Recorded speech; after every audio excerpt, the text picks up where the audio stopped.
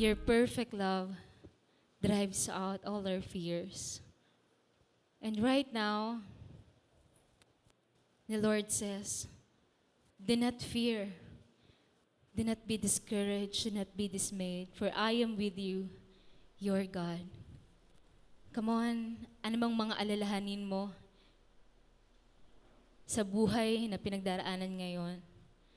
Proclaim that we are all children of God. Yes. Kasama mo ang Diyos. Kasama mo siya at kailanman hindi ka niya iniwan at pinabayaan. Come on, let us sing this song, declaring our sonship to our Lord Jesus.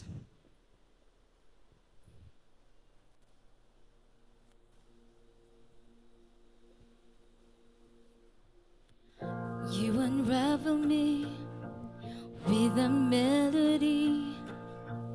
You surround me with the song of deliverance from my enemies, till all my fears are gone. I'm no longer a slave to fear. I am a child of God. I'm no longer a slave to fear. I am a child of God.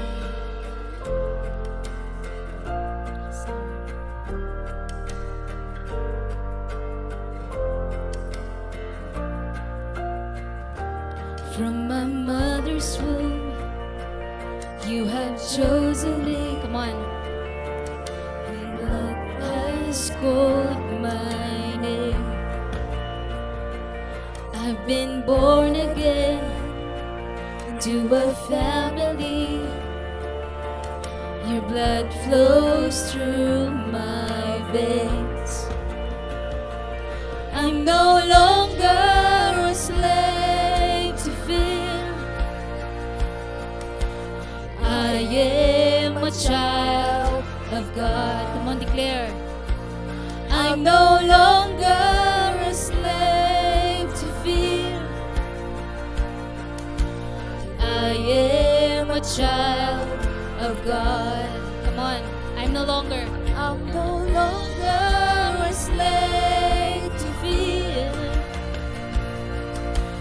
I am a child of God.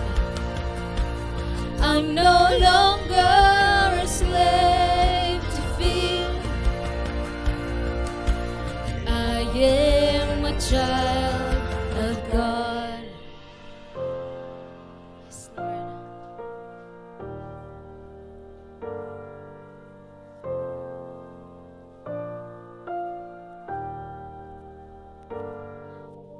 I'm surrounded by the arms of the Father. I am surrounded by songs of deliverance. We've been liberated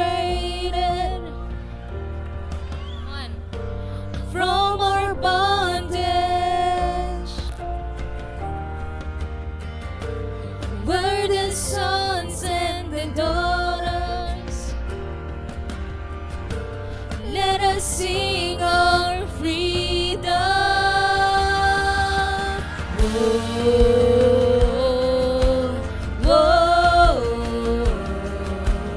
whoa, whoa,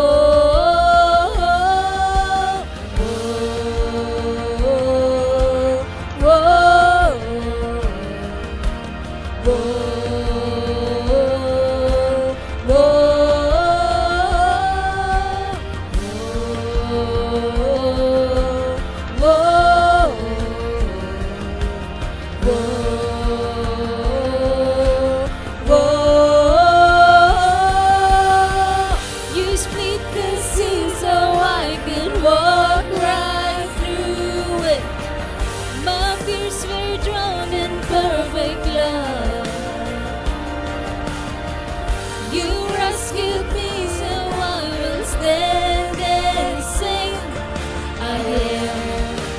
child of God.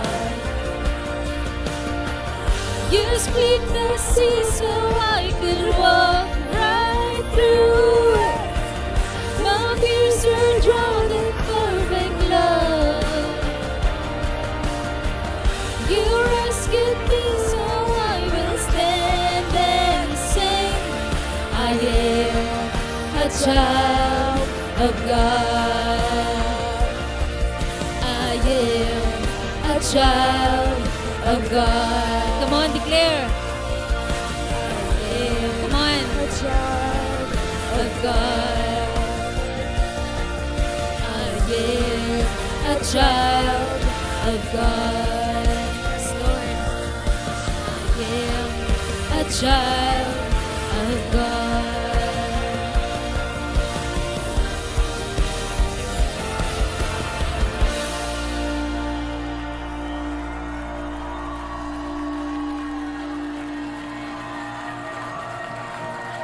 For the last time we sing.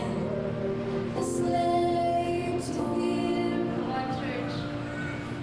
I am a child of God.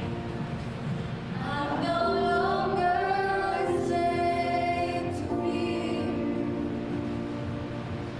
I am a child of God. Yes, Lord, come on.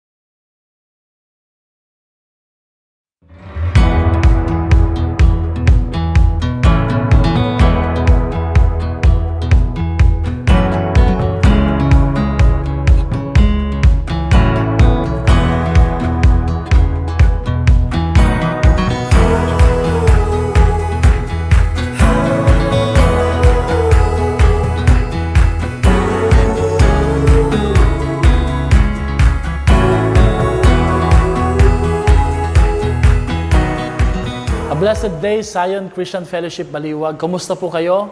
Welcome po kayo sa ating mga Night of Fire. At magsisimula po ngayong gabi, ngayong araw na ito, ang unang gabi ng ating Night of Fire. Bakit po mahalaga ang fire sa ating buhay bilang mga Kristiyano? Dahil ang fire po, it purifies, and God uses fire to light the path of other people so that they will see Jesus sa buhay po natin. At ang pinaka-the best way po na pwedeng pagmulan ng apoy, walang iba kundi ang salita ng Panginoon. Pakikinggan po natin ang salita ng Panginoon at gagamitin po ni Lord sa gabing ito, sa araw na ito, ang ating Bishop Eli L. Mercado upang pangunahan po tayo sa topic, the kind of people that God uses. Bago po natin pakinggan ang salita ng Panginoon, bago po natin ito panoorin, nais ko lang po kayong paalalahanan, sa darating po na May 28, meron po tayong Go Day or Global Outreach Day. Ito po'y paghahanda na ginagawa po natin itong Night of Fire, Prayer and Fasting upang matiyak po natin na magkaisa ho tayo sa spirito, sa panalangin, sa paghahanda, at lalo tigit po sa ating pong init at alab at apoy na nagmumula sa ating Panginoon. Sa araw pong iyon, sabay-sabay po tayo mag-share ng gospel sa ating pamilya, mga kaibigan, sa ating mga kaopisina at katrabaho, at pwede po nating isama ang ating mga ka-cell group, mga kasamahan sa simbahan, upang marami po tayong maabot sa kapurihan ng ating Panginoon. Hinihikayat ko rin pong bawat isa na simulan na po nating ilista ang ating prayer for 3, 3 kaibigan o 3 kaklase, kamag-anak, na nais po nating idalangin at ilapit sa ating Panginoon. Narito po si Bishop Eli upang turuan po tayo sa salita ng ating Panginoon. I-welcome po natin siya.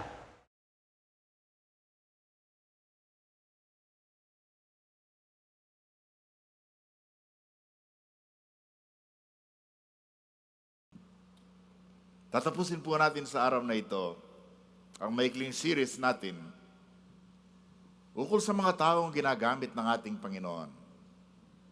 The people God uses, the people God will use. At ngayon pong umagang ito ay may titingnan po tayo.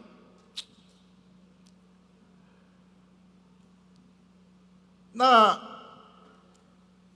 sa iyo, sa akin, ako'y naniniwala na bawat isa sa atin ay gusto nating maglingkod sa Diyos. Gusto natin ang buhay natin na maikli ay magamit natin para sa Panginoon. We want our lives to be counted for Jesus. We want our short lives na talagang maka-impact sa buhay ng ibang mga tao. Samantalang tayo nabubuhay sa sanglibutan ito. We want to influence the world for Jesus. Pero iniisip natin, kaya ko ba? Gagamitin ba ako ni Lord? Qualified ba ako?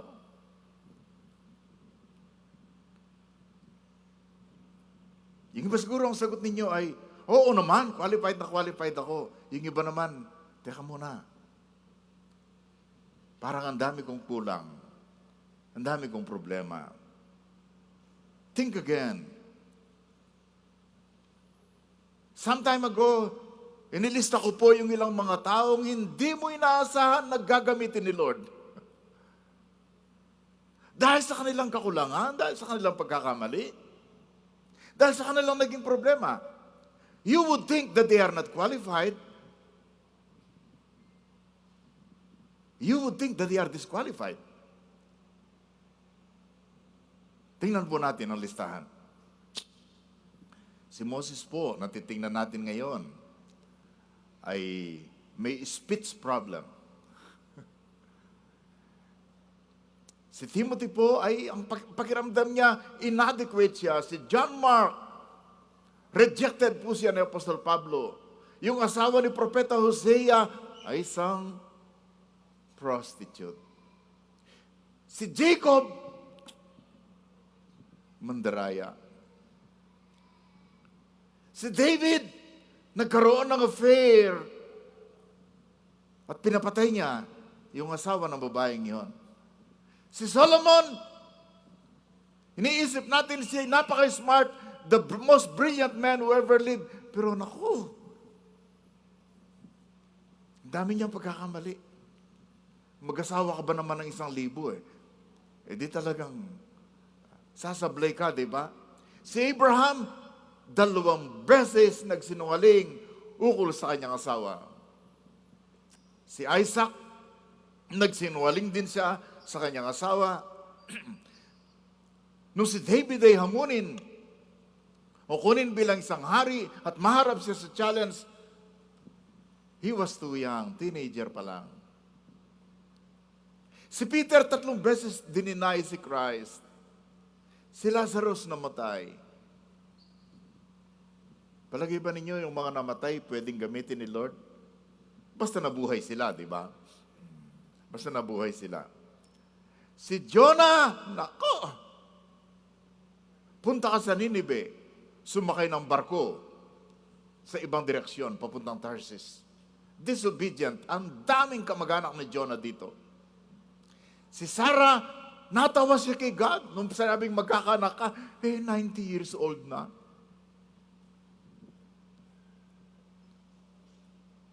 Si Lot, grabing buhay. Messed up na messed up. Si Miriam, siya ang isa sa mga unang marites. Marisol pa. Mahilig manulsol, di ba? Si Gideon at si Thomas, parehong nagalinlangan kay God. Si Peter, he walked on water and then nawalang tingin kay Christ and he sank or he began to sink. Si Elijah, ay, nag-struggle sa depression. Qualified ba si Elijah? And yet we consider him one of the greatest men in the Old Testament, di ba? Si Esau, pinagbili ang kanyang karapatan bilang panganay. Magkano ibinayad? 1 sakong ginto? Hindi po, 1 taasang lugaw. Meron bang mga tao dito na ang kanyang pananampalataya ay katumbas lang ng 1 tasang lugaw? Pag ginutom ng konti, nawawala ang faith. Di ba? Some of the apostles doubted the resurrection. Si Reuben slept sa mistress ng kanyang father. Si Peter, na-compromise niya ang gospel minsan sa kanyang pangangaral at kailangan i-confront siya ni Apostol Pablo. Si John the Baptist, naku, medyo kakatuwa ang kanyang kilos. Si Martha, nagrereklamo ukol sa kanyang kapatid kasi hindi raw siya tinutulungan sa pagluluto, sa paghahanda para sa mga nagba-Bible study at nagsa-cell group. Si Samson,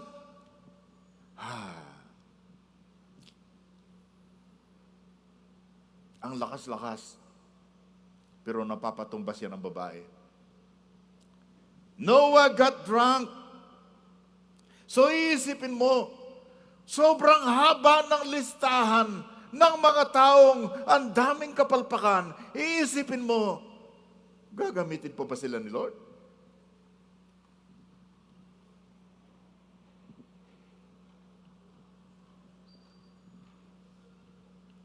Merong nagtanong, bakit ang daming mga tao sa Biblia, masyado silang maraming sablay at problema? Ang sagot, kasi yan lang ang mga tao andyan na pwedeng gamitin ni Lord. Lahat ng walang problema, lahat ng walang sablay, lahat ng perfect, nasa langit na eh. Kaya kung sinasabi niyong perfect na kayo, naku, dinadaya ako ng paningin. Bakit kita nakikita rito? Dapat nasa langit ka na. Di ba? So, gagamitin ni Lord ang mga taong katulad nito. At yun po ang aking gustong tingnan natin sa buhay ni Moses. Sa buhay ni Moses. Yung buhay ni Moses, nung tawagin siya ng Panginoon, siya ay 80 years old. At yung 80 years old na yon ay pwede po nating isummarize sa dalawang bahagi. 40 years in Egypt, 40 years in the desert of Midian. At yung 40 years in Egypt na yon ay 40 years of popularity. Sikat siya kasi nabuhay siya sa palasyo bilang anak ng hari o ng prinsesa. Pero sa disyerto, 40 years na walang nakakaalam. Ukol sa kanya, walang nakarinig. Obscurity. Sa 40 years in Egypt, 40 years of prosperity. But sa 40 years in the desert, 40 years of austerity. Kailangan ng katakot-takot na pagtitipid. Sapagkat halos walang kasaganaang nakita niya sa Egypt. Pero pagkatapos ng 80 years na to, nagkaroon pa siya ng 40 years. And these were 40 years of powerful ministry. 40 years of powerful ministry. Alam nyo, sa isang banda sabi nyo, gagamitin pa ba ako ni Lord kahit 80 ako? Yung baka hindi na umabot ng 80. Dito ang alam ko, isa pa lang may 80 years old. Di ba? Hindi umabot ng 80, something happened. Nagkasakit, na-stroke, na-COVID, na-cancer. At yung iba nagkaroon ng aksidente. It happens. Kaibigan, if you're 60 or even 65 at buhay ka pa, buhay ka sapagkat gusto ni Lord na buhay ka. At sapagkat gusto ni Lord na buhay ka, gagamitin ka ng Panginoon sa ating kapanahunan. Lalong-lalo na pagbata ka pa. Okay, lalong-lalo na pagbata ka pa. Ang hirap pala pag nagbibiyahe ka. Tapos kasama mo puro babae. At matatanda na rin. Nakakahiyang hindi ka tumulong sa pagbubuhat ng bag. Nakakalimutan mong ikaw ay matanda na rin eh. Diba?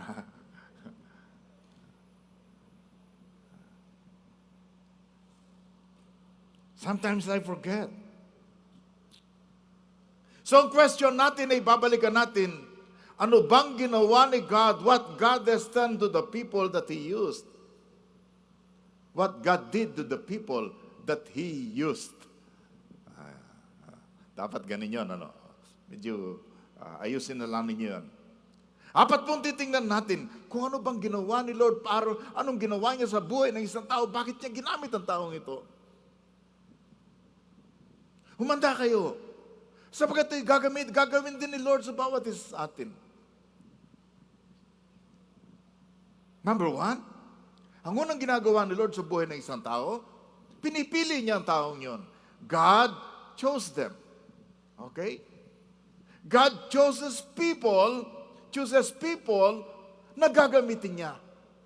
Maliwanag po yun sa Biblia. Nung kausapin ng Diyos si Moses, sapagkat pinili niya. Kinausap niya ang ibang tao, sapagkat pinili niya. Alam ba ninyo? Bago ka pa ipinanganak, pinili ka na ni Lord. In fact, bago pa niya nilikha ang sanglibutan, iniisip ka na niya, minahal ka na niya, at pinipili ka na niya. Ephesians 1:4. Ano pong sinabi? All praise to God, the Father of our Lord Jesus Christ, who has blessed us with every spiritual blessing in the heavenly realms because we are united with Christ. Tingnan po ninyo ang verse 4. Even before He made the world, God loved us. To me, this is amazing. Bago pa naisip ni Lord na likhain ang sanlibutan o bago pa niya likhain ang sanlibutan, iniisip ka na ng Panginoon. God was already thinking of you. At anong iniisip niya sa iyo? Minamahal ka na niya at pinipili ka na niya.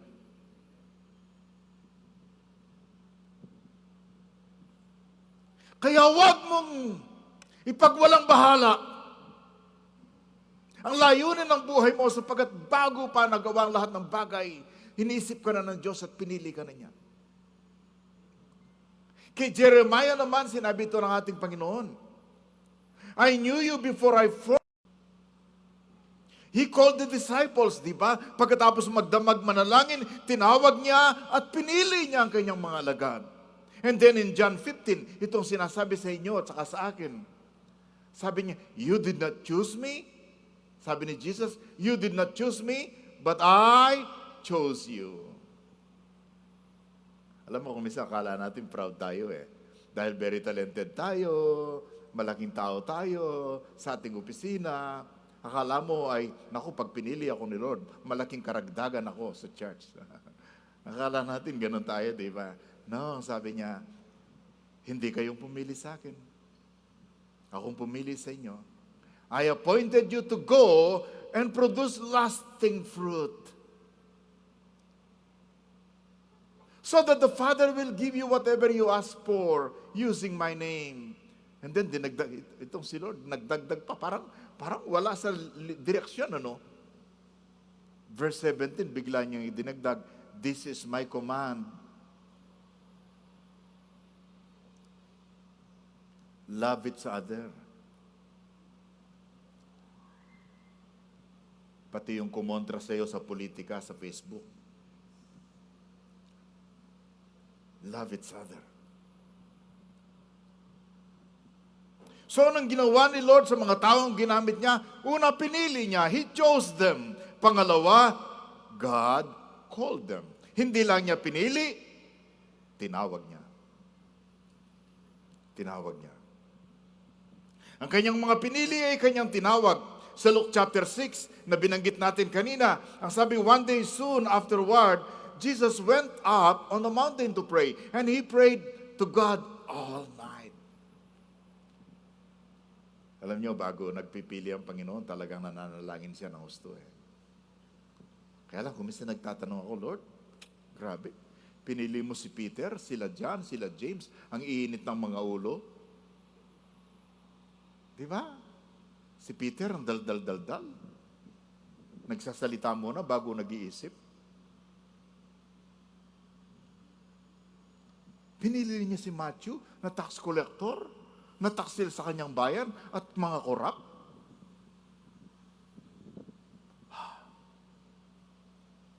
Pero ang pinagtatakaan ko talaga, nanalangin siyang magdamag, pinili ang mga alagad, at sinama sa kanyang pinili, sino? Si Judas.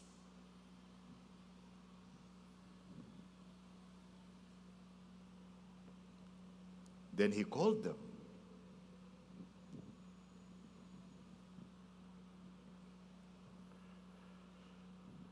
Then we turn to Moses, the story.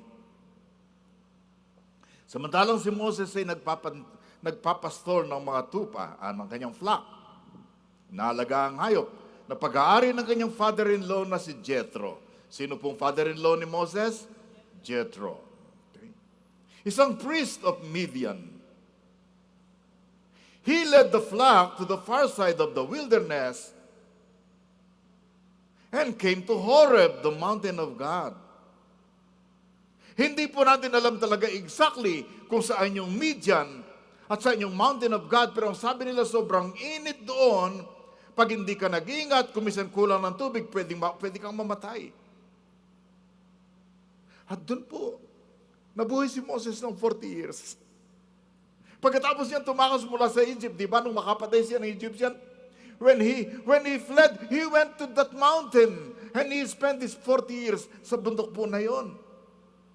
And then, ang sabi po ng kwento, remember how old is Moses nung kausapin siya ng Panginoon? 80 years old. There, the angel of the Lord appeared to him in a blazing fire from the middle of the bush.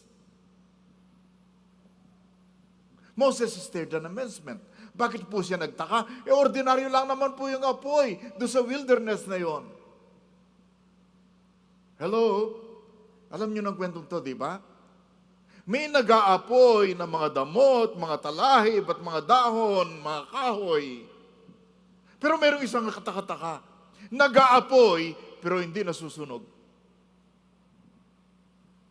Yun po ang dahilan kung bakit siya napalingon. Sabi niya, kagila-gilalas itong aking nakita. So lalapit siya, titingnan ko kung ano to. And then sinawag siya ng Panginoon, sabi niya, Moses. Moses. 2 beses. Holy ground ito. Tanggalin mo yung sandals.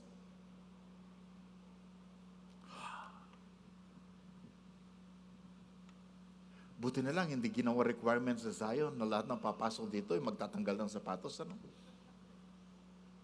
Kailangan natin doble-dobling pabango sa church pag ginawa natin yon. Di ba?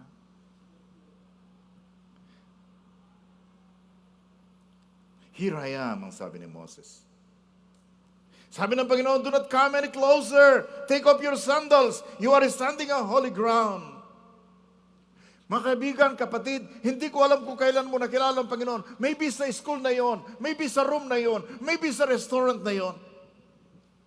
Maybe sa iyong bahay, maybe sa iyong community. Somebody talked to you about Jesus, and Jesus talked to you, Jesus called you. That was a holy ground. At sa lugar na ito na laging pinag-uusapan ng Panginoon, this is a holy ground.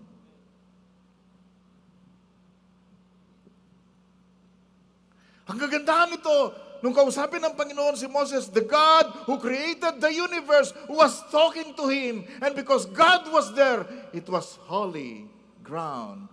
And it was a holy day.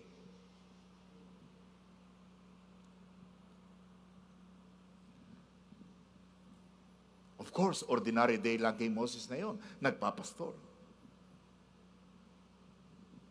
Siguro nung makilala mo ang Panginoon, ordinary day, nasa school ka, nasa trabaho ka. Then somebody shared the gospel with you. That ordinary day became a holy day. And that place in your office became a holy place. Because God was there. Mga kaibigan, kung hindi mo pa na-encounter ang Panginoong Yesus, kung wala ka pang katiyakan na ikaw ay anak ng Diyos, na ikaw ay pinatawad, na ikaw ay may buhay na walang hanggan, today can be that holy day for you. I'm praying that God will talk to you through this message, or somebody will talk to you at sabihin niya sa iyo, mahal ka ng Diyos. Gusto kanyang maligtas. Alam niyo nung tawagin ng Panginoon si Moses? 2 beses niyang tinawag, Moses, Moses. Sa New Testament sabi, Mary, Mary. Or Jacob, Jacob. Pag 2 beses sinulit ng Panginoon, parang tanda ng gusto niyang maging intimate sa iyo. Gusto niyang maging intimate sa iyo. What did God do to the people that He used? Pinili niya, pangalawa, tinawag niya, pangatlo, inihanda niya. God prepared them. God prepared them. Sa village namin sa Valenzuela ay mayroong mga lugar doon na talagang naging holy ground. Kasi laging pinag-uusapan ng Panginoon. At doon ba yung mga taong naka-encounter sa Panginoon? Doon nila narinig ang tawag ng Diyos. Pero ngayon pupunta tayo sa mga taong gagamitin ng Panginoon. Hindi ka basta gagamitin ni Lord ng ganun lang. Iahanda ka niya. Hindi ka niya basta papupuntahin sa Anchorage, Alaska. Iahanda ka niya. Hindi ka pwedeng basta mag-asawa. Kailangan may paghahanda. Di ba? Kasi akala ng iba pag may nararamdaman ng iba, pwede na mag-asawa May paghahanda. Lalong-lalo na kay Lord, God will use someone He prepares. At nangyari po ang paghahanda, nangyayari yung paghahanda, hindi sa tanging, huwag po kayong maniwala na ang paghahanda ay laging nasa seminaryo. Ang paghahanda po ay nasa ordinaryong pangyayari sa ating mga buhay. 99% of our life is ordinary. Di ba? Gigising ka ng umaga, maliligo ka, pupunta ka ng school or pupunta ng trabaho, tapos kinabukasan gigising ng umaga, maliligo ka, pupunta ka ng trabaho, pagkatapos babalik ka ng bahay, pagkatapos mamamahinga, paminsan-minsan magpe-Facebook, ordinary day. Bibihirang nangyayari yung very unusual day, di ba? Lahat ng buhay natin, it's ordinary. And in the ordinary days of your life, yan ay ginagamit ni Lord para ihanda ka niya para sa iyong gagawin. It's the same day after day. Huwag kang mag-alala, mga kapatid. Huwag kang mag-alala.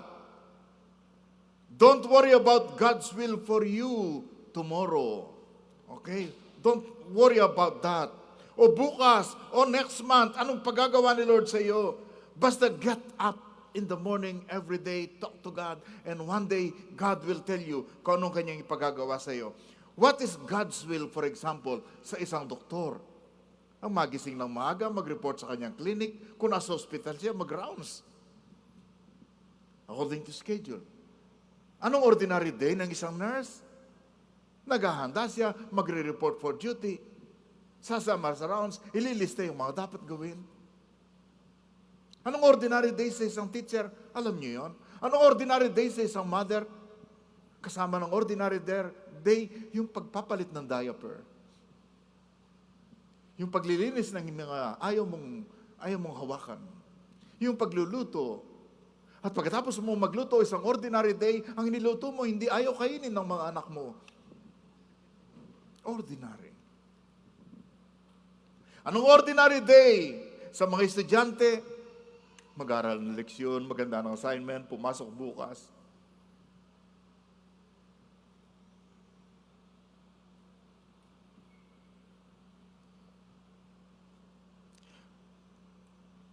What is God's will for Moses? Mga laga ng mga tupa, ng mga hayop ng kanyang father-in-law. Itaboy ang mga oso na pwedeng kumitil sa kanila. Then the angel of the Lord appeared to him in a flame of fire within a bush. As Moses looked, he saw that the bush was on fire but was not consumed. Sabi ni Moses, in that ordinary day, titingnan ko ito kung anong dapat kong makita sa bagay na ito. Ulitin ko po yung naging buhay ni Moses kung paano siya inihanda ng Panginoon. 40 years in Egypt. Gagamitin ba ni Lord yung kanyang pagkapunta sa Egypt? Of course naman, kasi the best education ng Egypt sa palasyo ay natanggap ni Moses. Kaya siguro, marunong siyang sumulat at naisulat niya ang 5 books of the Bible, ang Pentateuch, Genesis, ano yung kasunod? Exodus, Leviticus, Numbers, Deuteronomy. Palagay ba, hindi man naisip ng Moses na kaya ako pinatira ng Egypt kahit ako isang Jewish. One day I will write the 5 books of the Bible? No.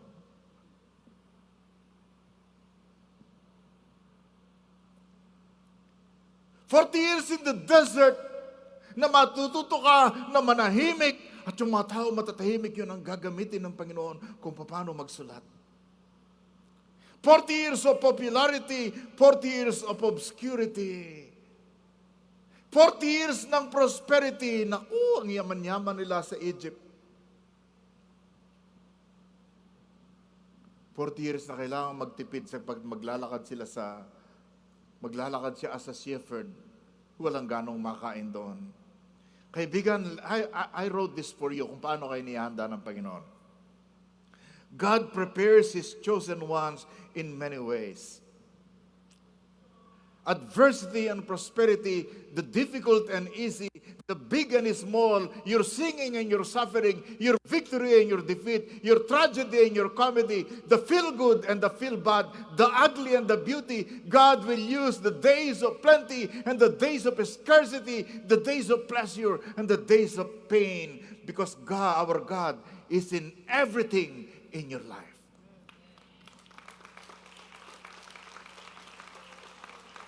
Nananagana ka, praise the Lord, gagamitin niya yan. Naghihirap ka, gagamitin ni Lord yan. Natalo ka, ilan ang natalo dito? Praise the Lord, gagamitin ni Lord yan. Nanalo ka, praise the Lord, gagamitin ni Lord yan.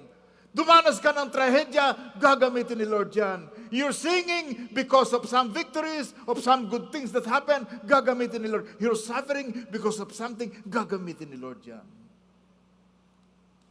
You're going through pain, gagamitin ni Lord yan. You're getting some pleasure, gagamitin ni Lord yan.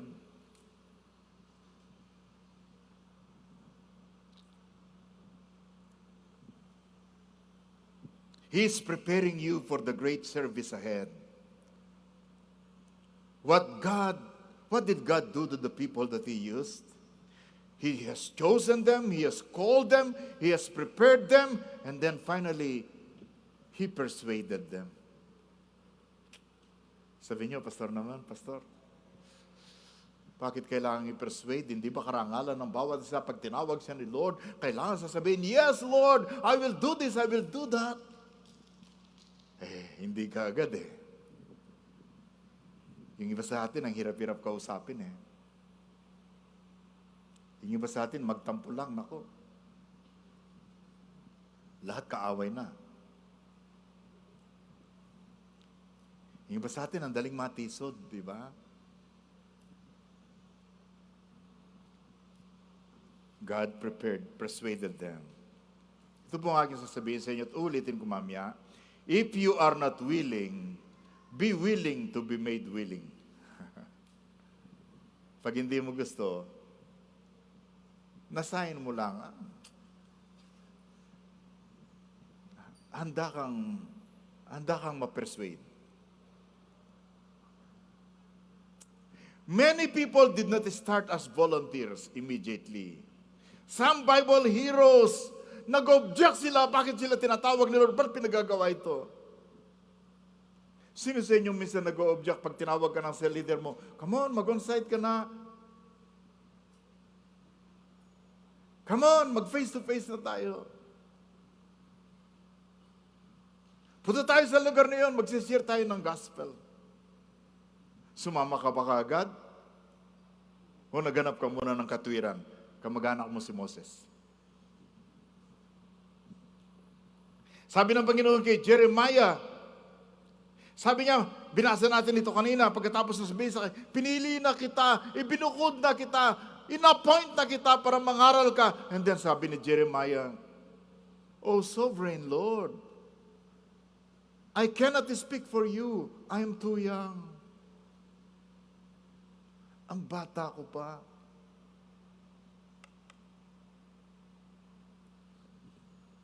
Sino sa inyo naniniwala na kahit bata ka gagamitin ni Lord?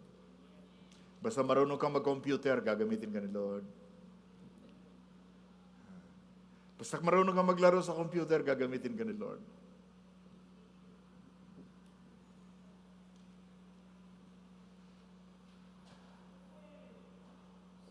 cannot speak for you, I'm too young. Kay Moses po sa Exodus 3 and 4, apat po yung kanyang objection. Nung tawagin siya ng Panginoon, sabi niya gano'n, narinig ko at nakita ko ang paghihirap ng aking bayan. Ako'y naparito, ang sabi ng Panginoon, para iligtas sila at palayain. At pagkatapos sabi niya, Moses, ikaw ang uutusan ko na pupunta ron at pagpapalaya sa kanila. Sabi ni Moses, me? Yun ang problema kay Lord, ano? Kaya naman niyang itumbang lahat ng kaaway ng Israel, eh. Bakit kailangan pa niyang tawagin ng isang tao para gumawa? Di ba? Halimbawa, sa Saturday, Global Outreach Day, challenge sa bawat isang anak ng Diyos na mag-share ng gospel to at least one person. Sabi niya, Pastor, Lord, gagamitin mo pa ba ako? Ba't hindi mo na lang isulat sa cloud yung for God so loved the world? At mabasa ng lahat. Ba't kailangan mo pa ako?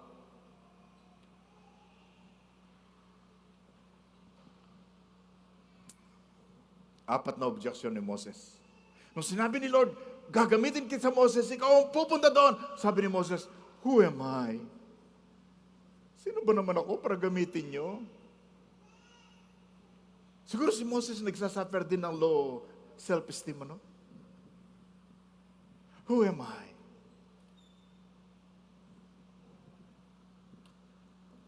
Pangalawa, sabi niya, pagpunta ko halimbawa sa mga leaders ng Israel sa Egypt, at pagkikilala ko aking sarili na akong inutusan nyo, sabi ganun, what if they will not believe me? Paano pag nag-share ako ng gospel tapos di naniwala? Hindi napahiya ako?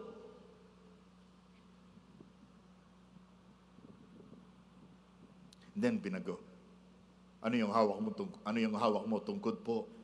Tapos ginawa ni Lord na isang ahas, di ba? Tapos sabi ni Lord, ito, akala nyo, sapat tapos na yon? Persuaded na? No. Sige, hawakan mo sa buntot ang ahas. Bago bumalik sa pagiging tungkod. In every objection, laging may tugon si Lord. Tapos sabi, pagpunta ko po doon, tinanong nila ako, sino ba yung Diyos na sinasabi mong nagutos sa iyo? Ano po bang pangalan ninyo? Doon ginamit ng Panginoon ang kanyang pangalan na Yahweh, I am. Di ba? I am.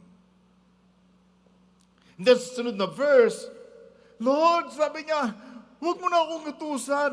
Hindi po ako mahusay na speaker.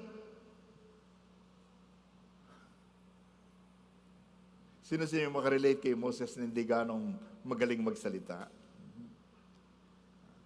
Hindi ka mananalo kahit lang hindi barangay tanod, kahit tagalinis lang ng CR sa inyong barangay.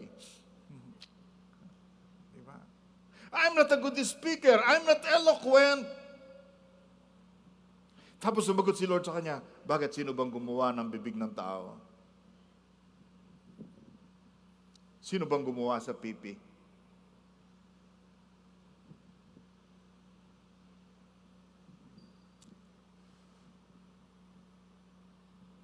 Akong may gawa sa iyo at alam kong gagamitin kita.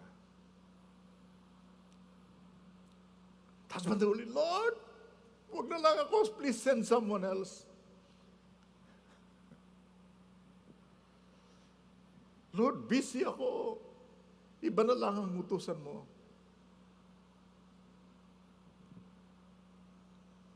And then, bandang huli, early days, nung tawagin siya ng Panginoon, gusto ko po ito eh.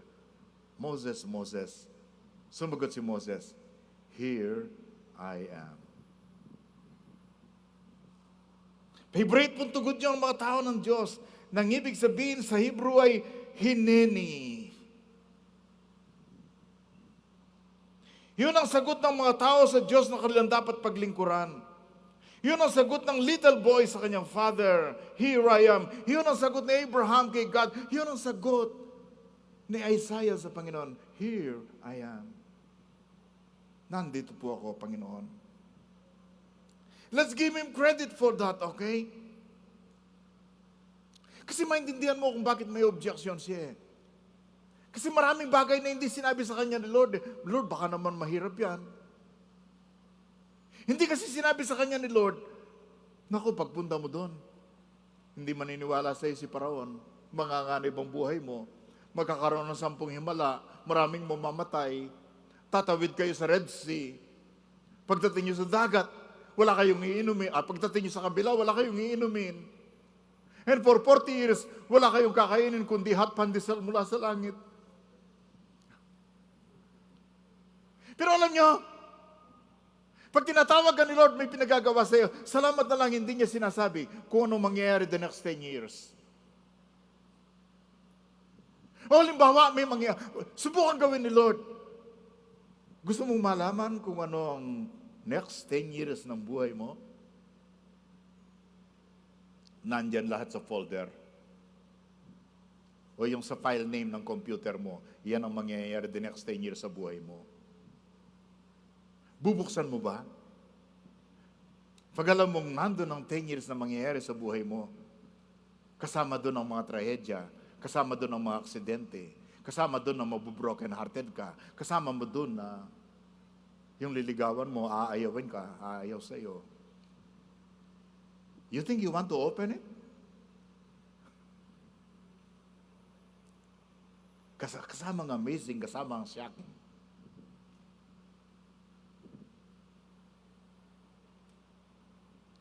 Kung halimbawa sinabi sa akin ni Lord, Eli, when you get married, you will have children.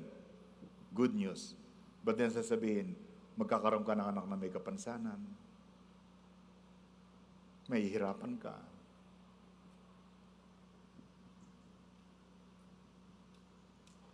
Maybe kung nalaman ko yon, baka hindi ako nag-asawa ng maganda. Baka hindi natuloy.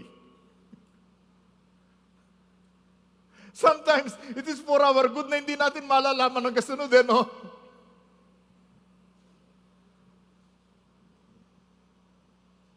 Pero kahit hindi alam ni Moses, bandang uli sabi niya, here am I.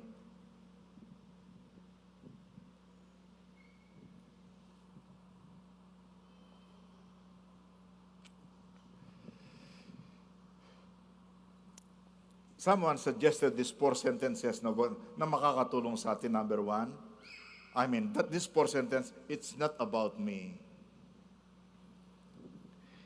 It's not about now. It's about God, and it's all about eternity. Hindi ito ukol sa akin. Hindi ito ukol sa ngayon. Ito'y ukol sa Panginoon. Ito'y ukol sa buhay na walang hanggan. Na bawat gagawin mo bilang lingkod ng Panginoon, bawat isang taong maligtas siya nakawala sa impyerno o hindi siya pupunta ng impyerno, mabubuhay ng walang hanggan sa piling ni God. Basta sumunod ka sa Kanya.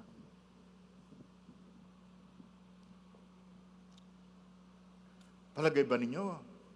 Kaya namin sinama si Sister Oakley at saka si Sister Shiel sa Leyte ay para lang makawala sa Metro Manila sapagkat matagal-tagal na silang hindi nagbibiyahe.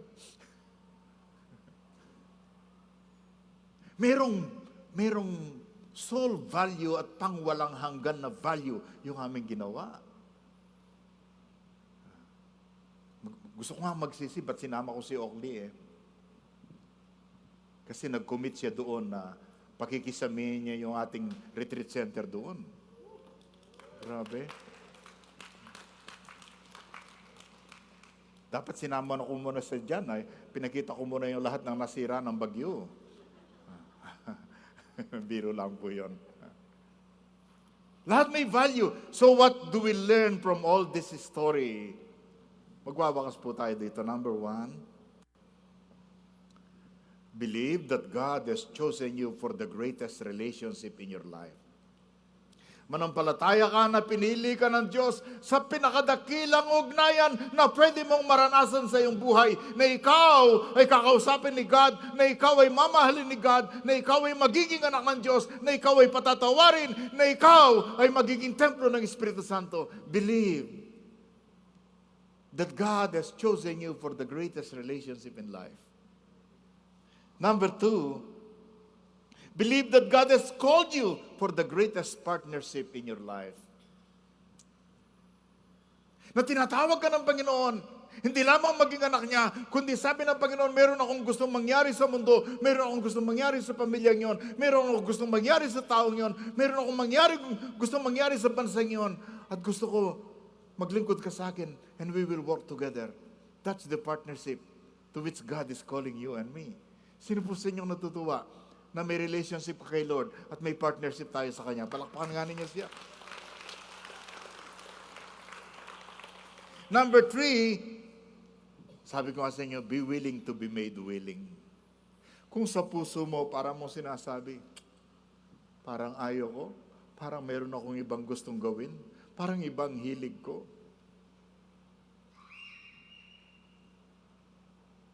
Sige, aminin mo yung feeling mo. Pero sabihin mo kay Lord, Lord, make me willing. Tanggalin mo yung pagmamatigas ko. At palitan mo ang puso ko ng matalimain, obedient na puso.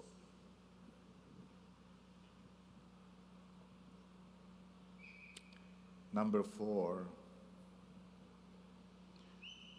be aware and be warned that the gifts and call of God are irrevocable. Dapat maalala mo, malaman mo, at mabigyan ka rin ng babala ng lahat ng kaloob ng Diyos at ang pagkatawag ng Diyos sa iyo ay hindi babawiin kahit anong mangyari.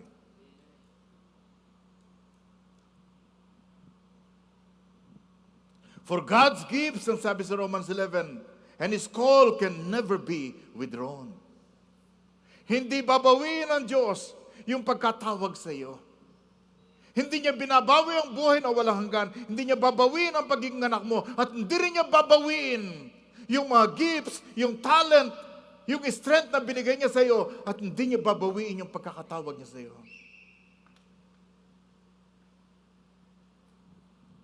At ang pinakamaganda rito, mga kapatid, all God asks is that we make ourselves available to Him. Pwede po tayo ito ngayon?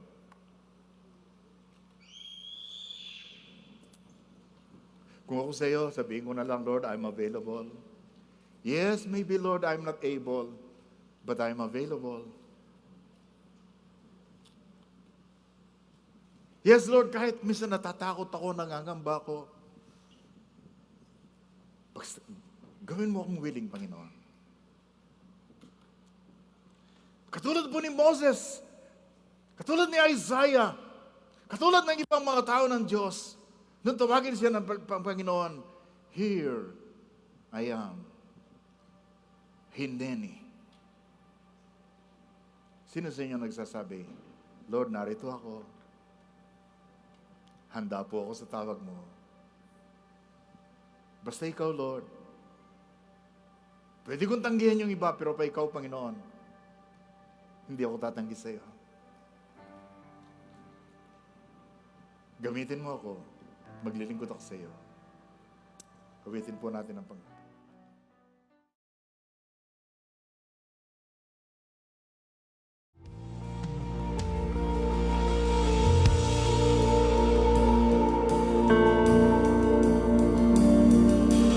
Kailan ay may pagsubok, may ko ang presensya mo. Kahit may pagkukulang man, ang buhay ko'y sa'yo lamang. Tinig mo'y tinig ko, ako ay naririto, hangat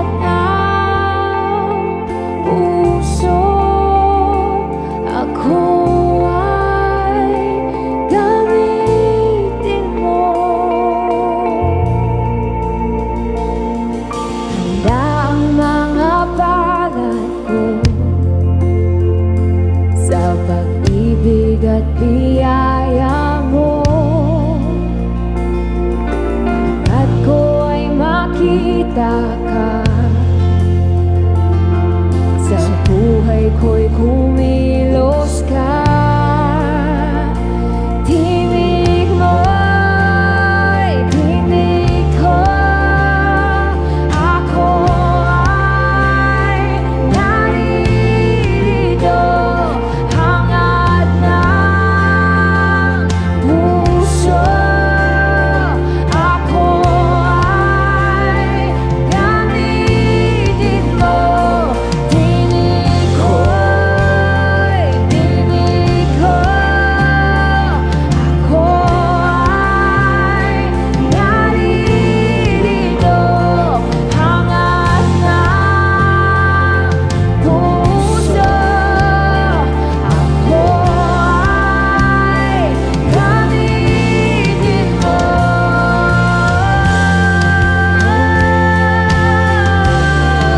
Gamitin mo ako. Gamitin mo ako. Ang buhay ko'y sa'yo, Panginoon. Ang buhay ko'y sa'yo lahat.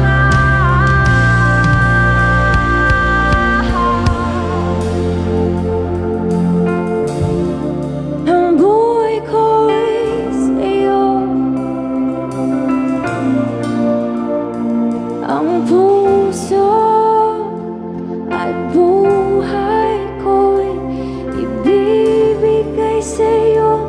Lahat sa'yo.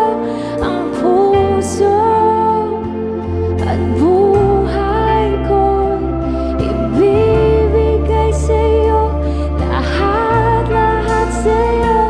Ang puso at buhay ko'y ibibigay sa'yo. Lahat sa'yo. Ang puso at buhay ko'y alay sa iyo. Lahat sa'yo. Ang puso at buhay ko'y ibibigay sa'yo. Lahat sa'yo. Ang puso at buhay ko'y alay sa iyo. Lahat sa'yo. Ang puso at buhay ko'y ibibigay sa'yo. Lahat sa'yo. Ang puso at buhay ko'y alay sa iyo. Lahat sa'yo.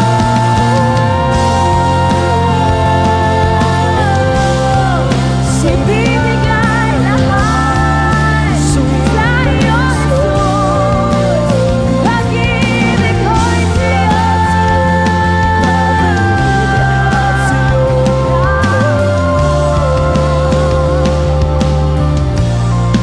ang buhay ko'y sa'yo. Ang buhay ko'y sa'yo, Panginoon.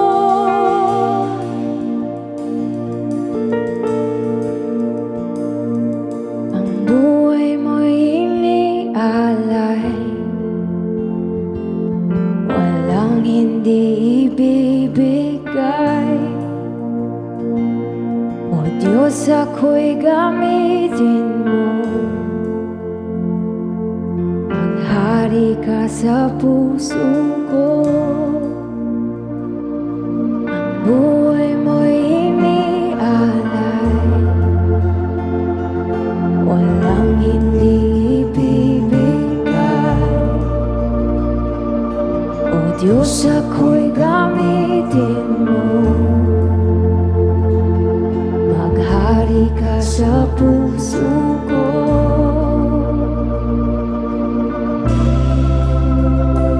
Tinig mo'y tinig ko. Ako ay naririto. Hangad ng puso'y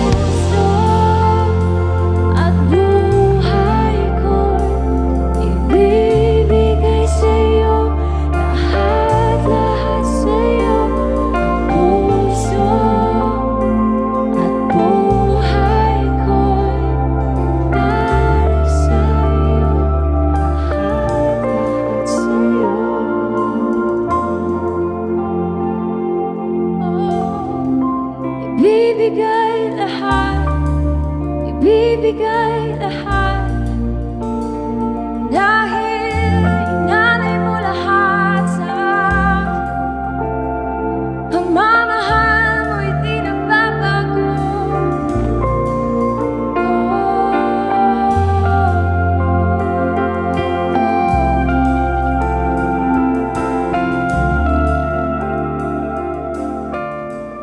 Wow, purihin po ang Panginoon sa isang napaka-powerful, very inspirational at very challenging message mula po sa ating Bishop Eli Mercado. Pwede bang palakpakan at papurihan po natin ang Panginoon sa mensaheng kanyang ipinagkaloob para po sa atin. Siguro naman po, ang bawat isa po sa atin ngayon ay kumbinsido na pagdating po sa malakihang gawain ng Panginoon, ginagamit niya ikaw at ako para sa isang extraordinary na gawain ng ating Diyos. Ang kailangan lang po natin ay maging handa po tayo, maging available po tayo at magpagamit po tayo sa ating Diyos. Excited na po kami sa gagawin ng Panginoon sa ating Global Outreach Day, sa ating Back to God campaign at maging sa ating mga Prayer for Three. Ini-envision po natin na maraming masisave, marami tayong mawiwin at madidisciple or all for the glory of God.